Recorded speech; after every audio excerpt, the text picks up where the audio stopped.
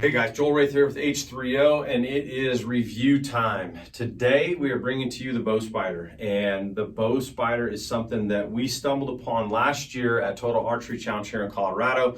We met David Merrill, who is the founder of the product.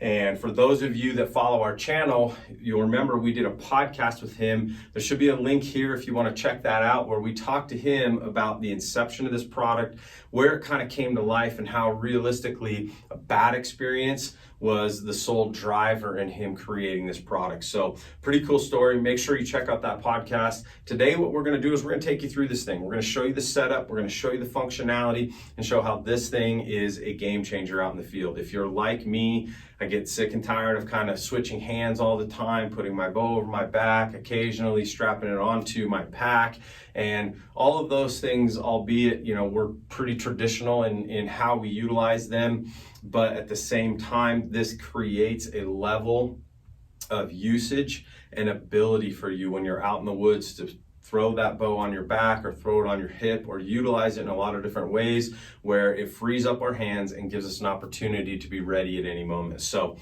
to top it off, we are also pumped because David was really, super nice in allowing us to give away a Bow Spider with this video. So you're going to be able to follow a couple simple steps, and we're going to give one of these away to a lucky subscriber. So hang in there. We're going to walk you through this thing, show you how it works, talk you through the setup, and show you how the Bow Spider might be a really awesome addition to your next hunt. So the first thing we're going to do is we're going to kind of walk you through the components of this, and then we're going to get this thing set up and show you how this will operate and how you can utilize it in a lot of different fashions, not only just in the field, but also outside of the field. It's a great way to store your bow, whether it's at home or even in your truck. But we want to walk through kind of what is entailed in this very simple and straightforward product. So the main piece of this is going to be the housing here. So I call this a puck. You'll notice here that there is a slot, and the slot is essentially where the design really comes to life. This piece here is what you're going to mount to your bow itself, and this becomes the way with which this drops into the puck itself and gives you the ability to hang your bow from this, and this is going to attach to a multitude of different options that come standard with this thing. So the straps here, these are what we utilize to put them onto our pack. These are just nice Velcro straps. They're adjustable, gives us some length and some variation here. And then it also comes with a belt. And this belt can be utilized in a lot of different ways. We can either strap this to something, we can put it on ourselves. And so there is some options where we can actually have multiple pucks, where we may have one on our hip, we may have one on our pack, we may have one at home. And so there's some versatility here, or you can utilize and multi-purpose the puck that comes with it. So let's walk through this thing. We're going to set it up next and kind of show you how this whole thing comes together. So the first step in this process is going to be to get the post itself mounted to my bow. And this is pretty simple. If I look at my bow itself here, the easiest way that we're going to accomplish this is we're just going to remove this stabilizer and we're going to attach the post itself. So there's a little slot here, and this thing is just going to fit directly onto where my stabilizer would attach. So we're going to do that here next and get this thing mounted.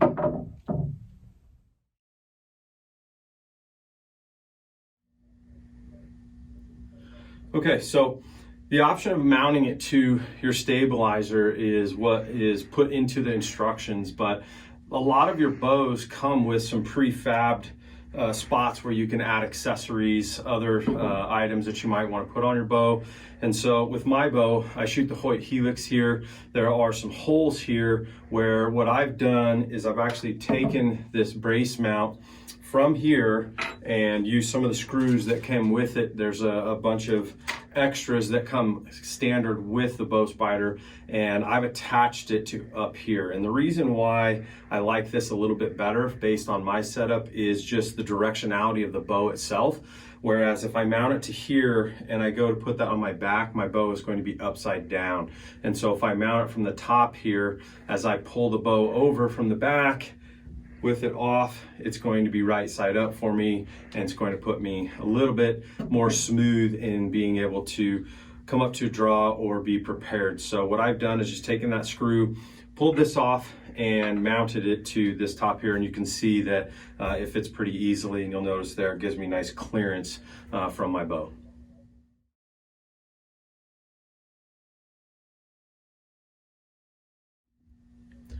Okay, so we've got this thing put on the pack now. We're going to show you how to get it on here, obviously, but I want to give you kind of a finish back to start process with this. And so what you'll notice here is we've used both of the top straps as well as the belt to secure this. And the easiest way the instructions tell you to do this is you're going to go to the pack itself. We run an EXO pack. Obviously, if you know our sponsors Numa as well, this will work for their Crestone pack, Mystery Ranch, doesn't really matter. It's very versatile. But they recommend that you connect this directly to your load lifter strap. So all these do is run through here. There's a loop on the bottom, pull them through the buckle itself, and then I connect this back to here, okay? The next part, which is also super critical, is this belt, okay? And we wanna make sure that as I attach this belt, I'll pull this thing off of here for you so you can see how this works. There are slots in the puck itself where this runs through, and all I've done is ran this through the space between the main compartment of the pack and the frame, and this allows it to really secure. And this part's critical because otherwise this guy's going to move a lot on you, which you don't want, because the puck itself has a gravity locking feature. So as the post slides down in there, it kind of slots itself into place so that the bow won't come out until you disengage it, which is super important. So if you don't connect the belt, this thing's going to flop, and it's going to be really hard for you to get the bow spider on and off, or get your bow on and off the bow spider, excuse me. And so what we've done is ran this through here. You see how this slides through, super simple. Run it through the belt, get this thing secure as you like, okay? Make sure that everything is nice and snug, and then I'll just take this excess and run it through the pack to get everything kind of out of the way. I may want to use this belt for something else in terms of other mounting features, so I'm not going to cut it or ruin the functionality of the belt. It is a nice flat belt if you were to want to wear it underneath of a pack or something like that, which works. And the last piece with this is the height of the puck. You want to make sure that we keep this guy relatively high, because if I run this thing down lower, I'm gonna have to be super, super mobile to get back overhead in order to get to your bow. So we want this thing kind of mounted relatively high so that my shoulder mobility will afford me the opportunity to get that on and pull it back off.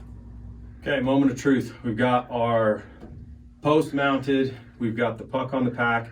Now let's see if we can get this thing on. And so the way that they typically will tell you how to guide this thing on is to use your thumb on the end of the post itself, find the slot in the puck, and then drop it in. So we're gonna see how this goes. What I will tell you is, disclaimer, I have practiced this a few times, and it's gonna take a little bit of time to get used to finding that. And I think it's like anything else, where the more you do it, the easier it's gonna be. So let's see if I can accomplish getting this thing on here. Here we go. Thumb on the post, I'm gonna reach back, find my puck, find the slot,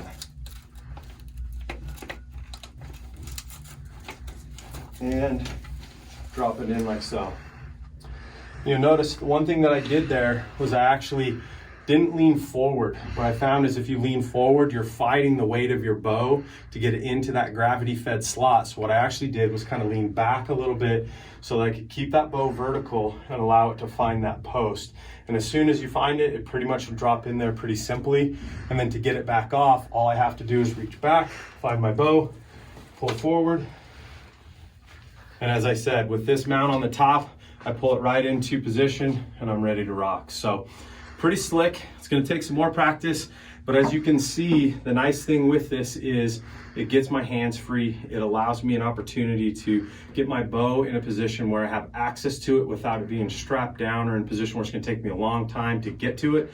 And functionality is huge, right? We always talk about ways we want to improve how we can hunt, improve how we can hike, make ourselves more efficient, and this thing definitely hits the mark when it comes to that.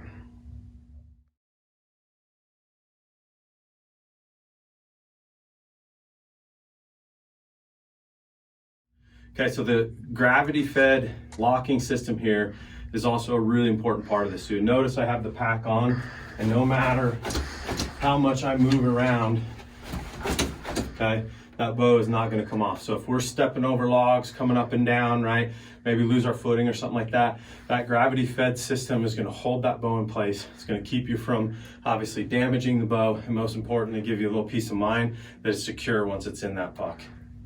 2. Okay, so we've already showed you the belt itself, and then one of the cool functions that you can do with this also is we can take the puck and actually mount it to the belt and wear it like a traditional belt. And you can see what I've done is I've got the bow spider mounted here, my hands are free. A lot of different ideas with this, right? If I was at the range and I'm shooting and I want to take a break, a lot of times we're setting our bow down all the time, picking it back up. This would give me an option to put it on here. The one cool function that I really like about using it in this fashion is because of how this operates, I can actually pivot this up and I can use this to glass, and it gives me kind of a rest here where now I've got a solid surface. A lot of us that do glassing, we get shaky and things like that. This gives us a solid frame which I can actually use my bow as almost a tripod, if you will. And then again, because of that locking system, this guy's not going anywhere, right? So it's locked into place and it's pretty secure there. So really cool function. As we mentioned as well, I could use this strap, mount it to the back of my headrest. I could attach it the same way. And there's also some hardware in here that will allow you, if you really wanted to hardwire it, you can mount it to a wall. And there is an option if you wanted to permanently mount it to your pack. You can actually take the puck itself, pull it apart, and you can go kind of on the inside and outside layer of one of your layers within your pack, and you can screw those together and permanently mount it. Now obviously that's a sacrifice if you're willing to do that to your pack. A lot of us put a lot of money into them, but that is an option of one other way that we can maybe make this even more versatile based on how you like to use it and what's going to work best for you.